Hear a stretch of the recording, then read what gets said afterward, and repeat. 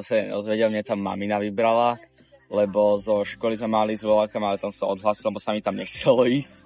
Tak mamina teda na som prihlasila. Nakoľko si tu bol? Jak na koľko? Na ako dlho si tu bol? Tak na 2 týždne tu mám byť. A jaký je ten čas tu strávený? Je ti dlho, alebo je ti krátko? Tak Alebo akurát. Tak akurát? Tak ako. Aký máte program? Čo tu robievate? Tak tých 5 dní, čo by sme mali normálne školu aj u nás, teda keby sme sa učili, tak sa normálne učíme. A inak cez víkendy chodíme voľakám, sa prechádza do Londýna. Aké ste mali výlety? Tak mali sme do Londýna, do muzea na Streetеше a keď sme na ďalšie tak. A páčili sa ti výlety?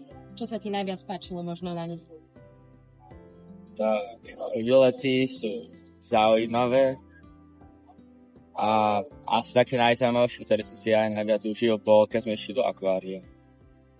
A aké sú hodiny angličtiny?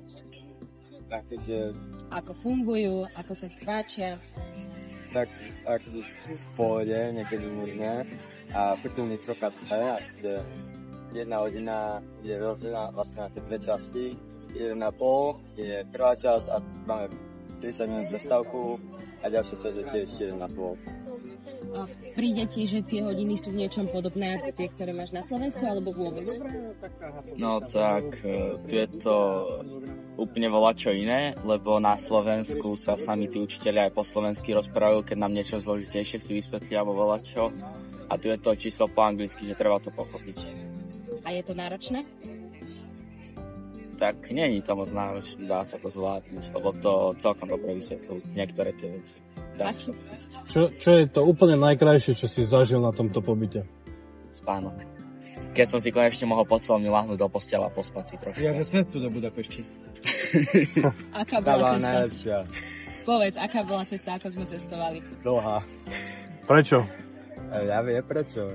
Takže keď nám zrušili let a potom sme museli ísť koľkými? 4 vlakmi? No, išli sme v podstate najprv vlakom, ktorý sa nedostal až do Budapešte. Museli sme prestúpiť na autobus. Vlak Vlak. a potom bus. Áno. Potom lietadlo a potom zase bus. Bolo to zaujímavé. Vnímate to ale ako také dobrodružstvo, alebo ako to vnímate?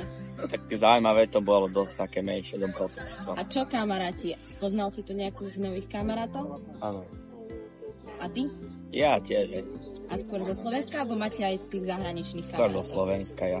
A akí sú tie ostatné zahraničné deti? Pokiaľ nerátam tak, no tak dá sa to v pohode.